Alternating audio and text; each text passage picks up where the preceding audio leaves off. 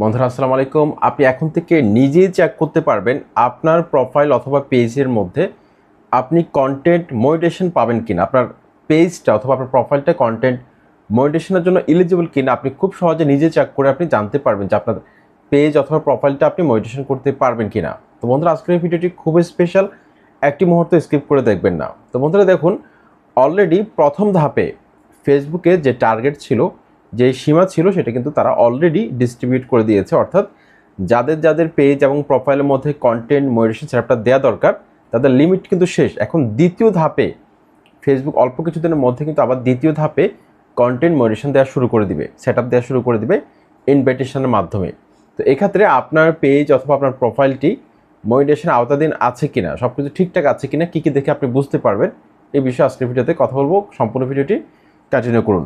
তো বন্ধুরা, আপনারা জানেন 1 থেকে 1,500 ফলোয়ার থাকা সত্ত্বেও অনেকে কন্টেন্ট মনিটাইজেশন সেটআপ কিন্তু পেয়েছিল কিছুদিন পূর্বে। আপনারা কিন্তু অনেকে এটা জানেন।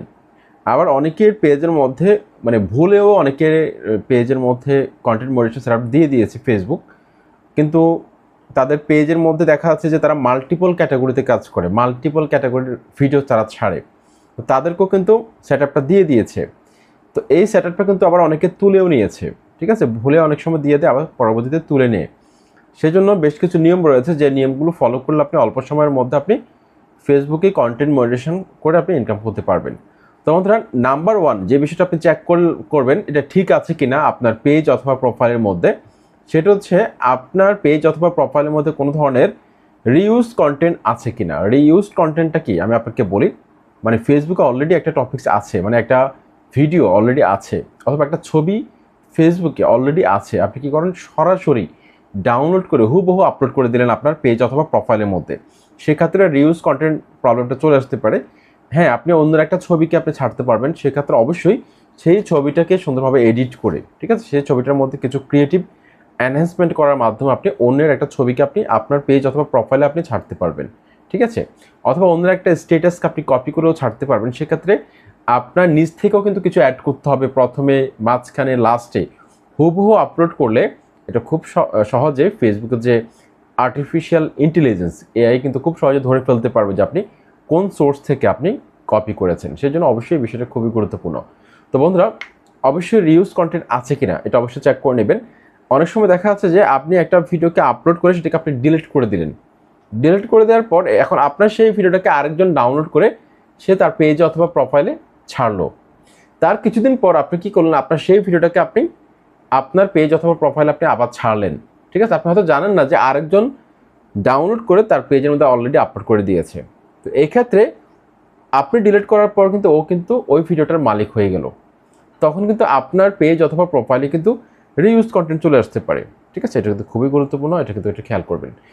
2 নাম্বার যে বিষয়টা চেক করবেন, আপনার পেজ অথবা প্রোফাইলের মধ্যে কোনো ধরনের সেন্সিটিভ কন্টেন্ট আছে কিনা। যেমন ধরুন অনেক উঁচু থেকে কেউ লাভ দিচ্ছে, ডেঞ্জারাস কোনো কন্টেন্ট যেটা মাধ্যমে অন্যরা ট্রাই করে ক্ষতিগ্রস্ত হতে পারে, এ ধরনের কোনো কন্টেন্ট আছে কিনা আপনার পেজ অথবা প্রোফাইলের মধ্যে। অথবা মারামারির ভিডিও বা রক্তারক্তির ভিডিও, তারপর হচ্ছে অস্ত্রের ভিডিও সহ, অর্থাৎ সংঘর্ষ ছড়াতে পারে, ঠিক আছে, এ ধরনের কোনো কন্টেন্ট আছে কিনা অবশ্যই চেক করে দেখবেন।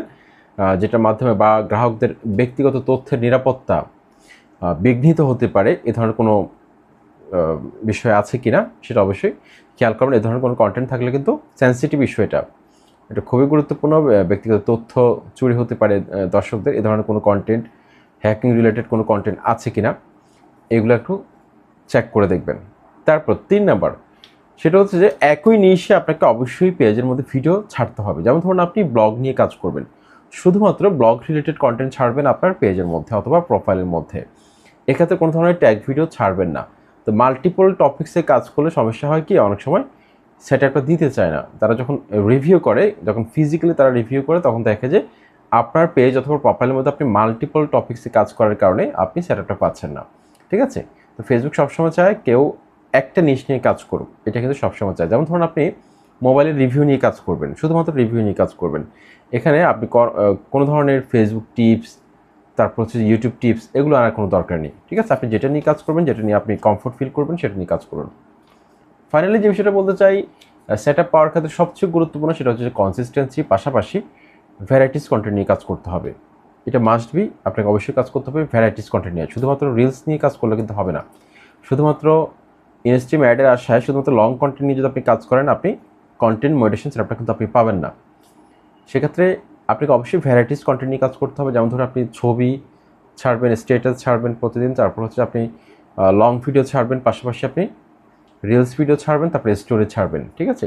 তো ভ্যারাইটিস কন্টেন্ট নিয়ে যারা কাজ করে তারা কিন্তু অল্প ফলোয়ার থাকা সত্ত্বেও তারা কিন্তু এই সেটআপটা কিন্তু পেয়েছে কিছুদিন পূর্বে, ঠিক আছে? এই বিষয়টা একটু খেয়াল করবেন। আশা করছি রেগুলার যদি আপনি কাজ করেন, ভ্যারাইটিস কন্টেন্ট নিয়ে কাজ করেন, আপনি দেখবেন যে অ্যাভারেজ যদি 400-500 ভিউজও আসে, আপনি কিন্তু সেটআপটা পেয়ে যাবেন। এবং কি 1-1.5 হাজার ফলোয়ার থাকলে কিন্তু আপনি পেয়ে যাবেন। মোটামুটি এভাবে রেগুলার যদি আপনি ভ্যারাইটিস কন্টেন্ট ছাড়েন, আপনার র্যান্ডমলি কয়েকটা পোস্ট কিন্তু ভাইরাল হবে। এটা অ্যালগরিদমকে ওভাবে ডিজাইন করা আছে, যারা এভাবে কাজ করবে রেগুলার কনসিস্টেন্ট থেকে, তাদের যেই কোনো 1-2টা পোস্টকে ভাইরাল করে দিবে। সেই পোস্টগুলো থ্রো দিয়ে আপনার পেজ অথবা প্রোফাইল কিন্তু সেটআপটা পেয়ে যাবে, আপনাকে ইনভাইট করা হবে। ভিডিওটি ভালো লাগলে অবশ্যই লাইক, কমেন্ট, সাবস্ক্রাইব করবেন। আসসালামু আলাইকুম।